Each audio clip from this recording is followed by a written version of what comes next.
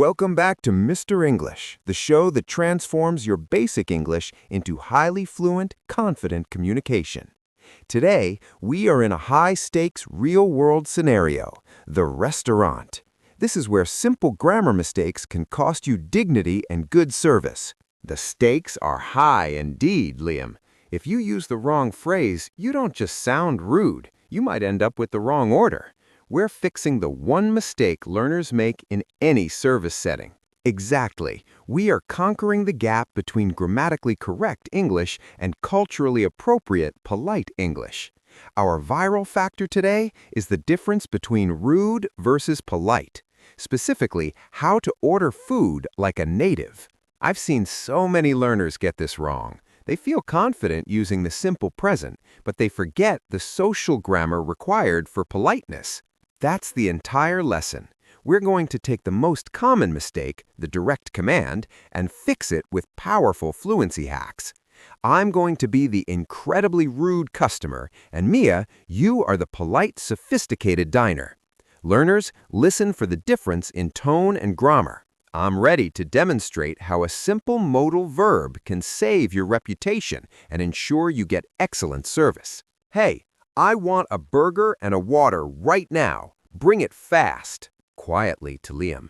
Oh no, that's a direct command using the simple verb I want. In English-speaking cultures, this is universally viewed as demanding and impolite in a service setting. Why? It's the simple present. It's grammatically correct. It is, but the simple present expresses a fact. In a request, facts sound like demands because they leave no room for the listener's free will or ability. The solution is to introduce a modal verb to soften the request.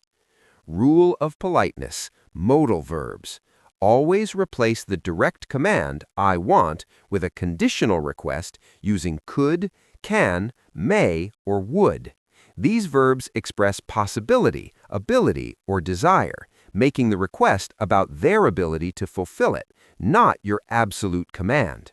Excuse me, could I please have the burger and a glass of water? Thank you. Could I please have? That sounds so much better. Why is could the best choice here? It uses two key softeners. Could, the modal verb expressing polite possibility, and please, the simple adverb which is non-negotiable. Detailed grammar deep dive, the power of could.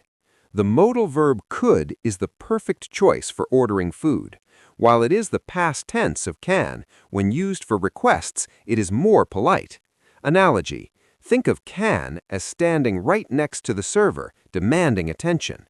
Could is like stepping slightly back, creating distance, and therefore showing respect. The difference: rude, can I have the burger? It implies only your ability or desire, and is often heard as a demand.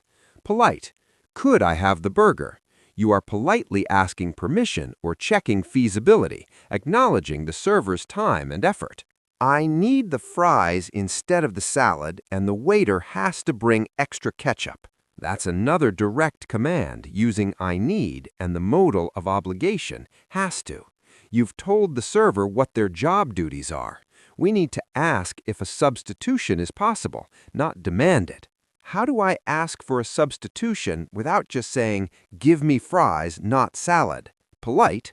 Would it be possible to substitute the fries for the side salad?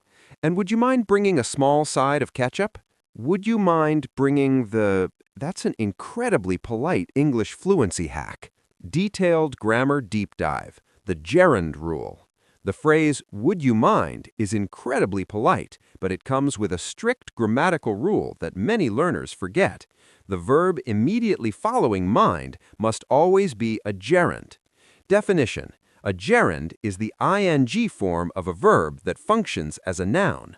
The rule, would you mind plus gerund, V-I-N-G. Correct, would you mind bringing? Incorrect, common learner error.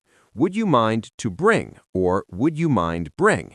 This construction transfers the perceived effort of the request to the listener's comfort level. Does this action mind your effort? Which is much softer than a direct order. What is this? This is not the drink I ordered. Sighing. The tone implies blame. We need to use softening adjectives and tag questions to make it sound like an honest mistake that involves both parties, not just the server's error. What's a softening adjective and how does it work? A softening adjective is a word used to make a statement or observation less severe. We use words like small, slight, or minor. They reduce the emotional weight of a mistake. Polite. Oh, I think there might be a slight mix-up with the drink. I believe I requested the iced tea, didn't I? Slight mix-up. Perfect. And then you ended with a tag question. Why is that so important for politeness? The tag question, didn't I, is a powerful conversation hack. It turns a direct statement of fact, I requested the iced tea, into a request for confirmation that involves the other person. It invites them to correct you, which is much less confrontational. Detailed grammar deep dive, the tag question rule. A tag question is a mini question added to the end of a statement. The rule is the tag uses the opposite auxiliary verb from the main clause. The main clause is positive, I requested the iced tea. The tag is negative, didn't I? The auxiliary did is used for the simple past, requested. Example 2. You brought the water, haven't you? The present perfect main clause and negative tag. This complex structure keeps the conversation flowing and shifts the focus away from assigning blame, which is vital in high-stakes customer service. I want the check now. Bring me the bill. Again, commanding the check is always impolite. We need a fluid phrase. Excuse me, could we get the check whenever you get a moment? Whenever you get a moment. That's a great softening phrase. It shows respect for the server's schedule.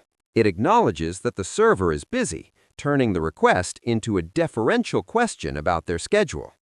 Detailed grammar deep dive, using adverbs of manner for praise. When giving praise, don't just say, the food was good. Use adverbs of manner to describe how the food was prepared or served, providing specific, high-value feedback. Definition. Adverbs of manner usually end in ly. Examples, perfectly, wonderfully, quickly. They modify the verb, describing how an action was performed. Polite praise. Thank you so much. Everything was wonderfully prepared, and the service was exceptionally quick. This uses precise language to complement the effort, the verb being modified, not just the result, making the compliment sincere and high value.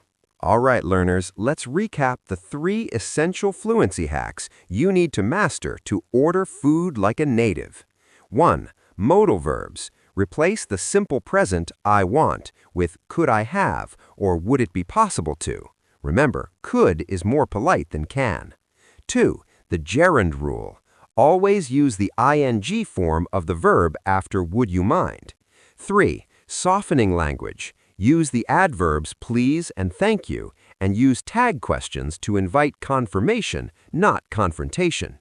Remember, your goal in English is not just grammatical accuracy, it's cultural fluency. A simple change in grammar, using could instead of I want, demonstrates respect and makes the interaction smooth. This is the difference between a tourist and a sophisticated speaker. Your homework is to practice this exact dialogue 3 times, once using the rude commands, once using the polite modal verbs, and the 3rd time adding 2 adverbs of manner to your compliment. Record yourself and listen to the difference in tone. Thank you for joining us today. Practice these hacks and you will never fear ordering food again.